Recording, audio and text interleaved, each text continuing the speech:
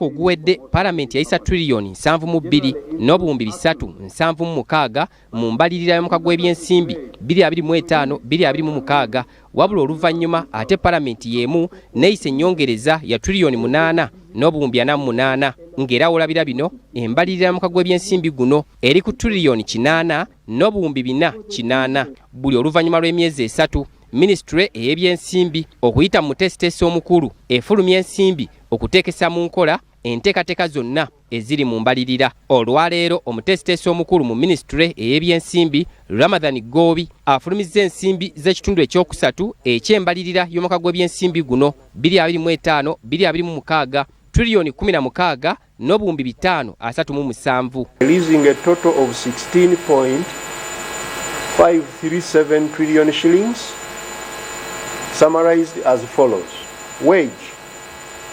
2.175 trillion, non-wage 2.898 trillion, development budget funded by Government of Uganda money 514 billion, externally financed component of the budget we are releasing is 3 trillion 277 billion.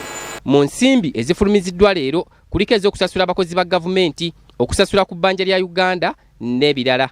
Those institutions that are statutory in nature.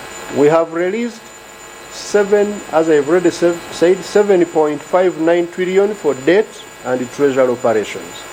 Then wage is also statutory. We have released it fully, 2.175 trillion. Pension and gratuity, 318.24 billion shillings.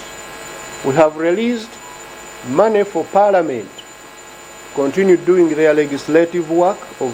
We have released 91.65 billion shillings this quarter for Parliament.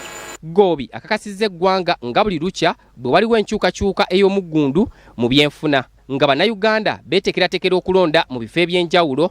Goobi ategeezezza nti akakiiko k'ebyokulonda kaweebwa dda ssente zonna ezeetaagisa okuteekateeka okulonda okulungi.